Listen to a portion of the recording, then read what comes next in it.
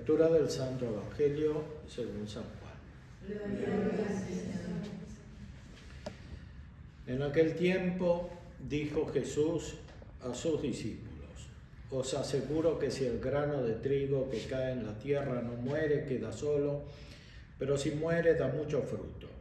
El que ama su vida la perderá, pero el que odia su vida en este mundo la conservará para siempre, para la vida eterna. El que quiera servirme, que me siga donde estoy yo, estará también mi servidor. El que quiera servirme será honrado por mi Padre. Palabra del Señor.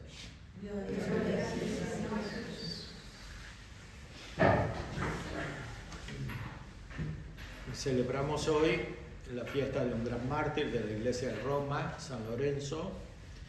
Está venerado de muchas maneras. Hay varias iglesias en Roma dedicadas a San Lorenzo. Está citado también en el canon romano de la misa latina.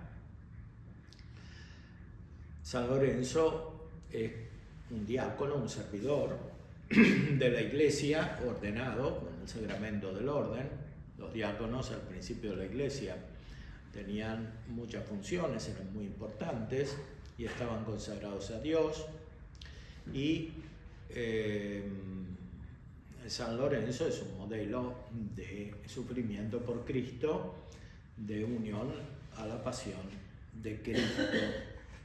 De esto nos ilumina también el Evangelio. Si el grano de trigo que cae en la tierra no muere, queda solo, pero si muere, da mucho fruto. Esto lo dice Jesús refiriéndose a sí mismo, a su pasión. Él asumió la naturaleza humana para poder participar de nuestra condición y ser cercano a nosotros, y esa cercanía se nota especialmente en la pasión, porque Él asume el sufrimiento humano y le da otro sentido. Es el más grande de todos los sufrimientos, el que tuvo Cristo en su pasión, pero le da otro sentido porque al mismo tiempo que sufría tenía el gozo de la visión de Dios, según su divinidad y también según su humanidad llena de gracia. Jesucristo gozaba siempre de la presencia de Dios, incluso cuando sufría. Y eso es también un modelo para nosotros.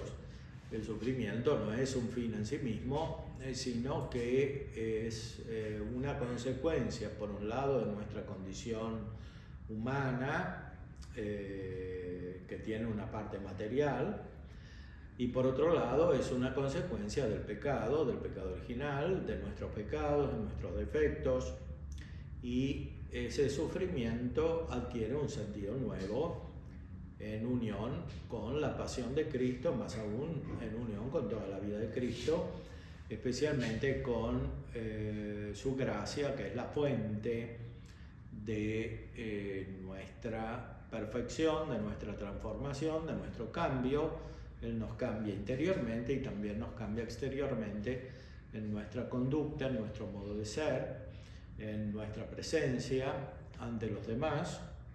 Todo cambia por la acción de la gracia, como lo vemos reflejado en la vida de los santos que sufren con Cristo y también gozan con Cristo. San Pablo, en la segunda carta a los Corintios, nos ilumina acerca de cómo hacer para unirnos con Cristo y nos dice que tenemos que sembrar con generosidad. Sembrar es un símbolo de una operación muy intensa, de una operación muy perfecta. Dar de buena gana. Dios ama al que da con alegría. Inmediatamente se refiere a la limosna, pero por extensión se refiere a todas las operaciones humanas, a todo nuestro modo de obrar. Tenemos que darnos a Dios y tenemos que darnos a los demás por Dios, según la caridad. La caridad es amor divino. Dios ama infinitamente porque Él es infinito, Y ese amor infinito de Dios se refleja en los que tienen la vida de Dios, que es la vida de la Trinidad. Los que tienen la vida de Dios, de algún modo, obran unidos a la infinitud de Dios, y por eso obran con una gran intensidad, con una gran abundancia y con una gran autenticidad, que son todos modos de realizar esta generosidad. Ser generoso quiere decir dar nacimiento. Dar nacimiento como en la generación. Generar viene de dar nacimiento, de dar inicio a la vida. Ser generoso quiere decir obrar con toda la vida, quiere decir que en todas las operaciones que hacemos, en todo lo que obramos, damos totalmente lo que recibimos. Lo hemos recibido de Dios por la gracia y lo hemos recibido de Dios por la creación. Entonces, obramos según todo lo que somos, según todos los dones que tenemos. Y eso, en primer lugar, para responder a nuestra vocación, que es la salvación, que es la vida eterna, que es la vida divina. Y después para comunicar esa respuesta a los demás, para que también los otros respondan a esa vocación. Cuando tenemos esa actitud, Dios siempre nos da lo que hace falta según su providencia. Dios tiene poder para colmaros de todos sus dones, a fin de que siempre tengáis lo que os hace falta y aún os sobre para hacer toda clase de obras buenas. Entonces, si nosotros miramos principalmente nuestra relación con Dios, nuestro culto de Dios, nuestra oración, nuestra respuesta a Dios,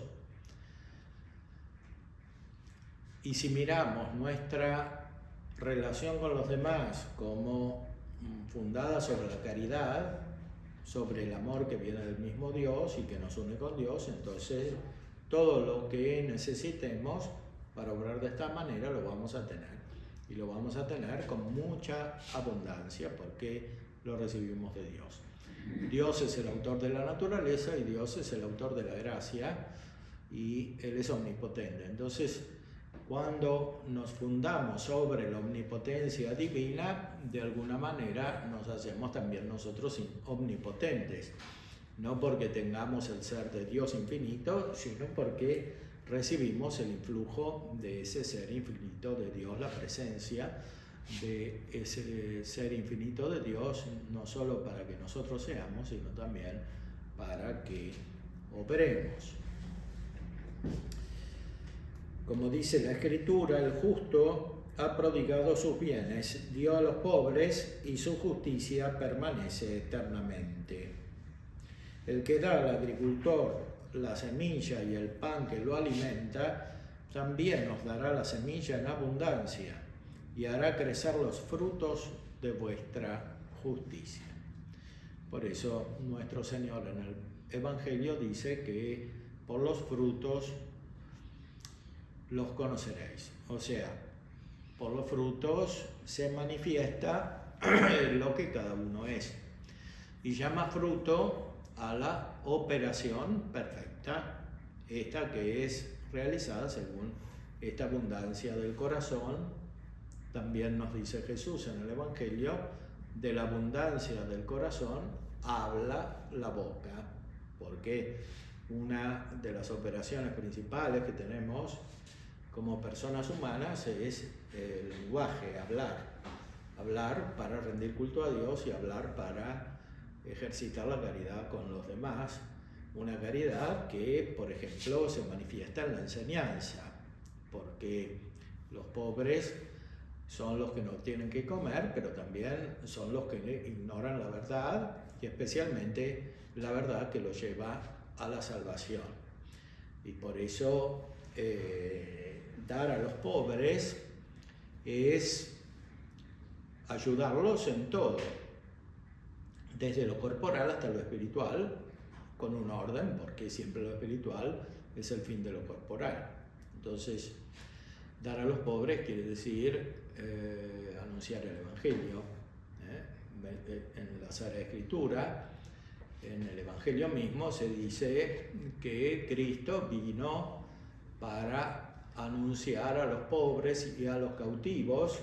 Los que están cautivos, los que están presos, son una especie de pobres, porque aunque tengan bienes materiales, no los pueden usar.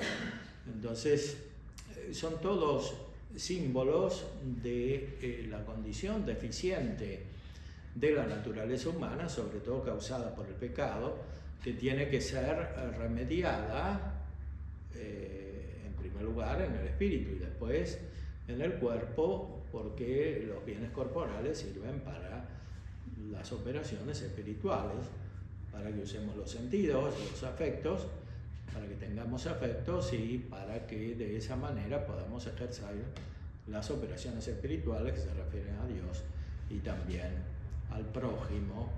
Y la salvación consiste en ser perfectos según nuestras operaciones espirituales, por la gracia de Dios.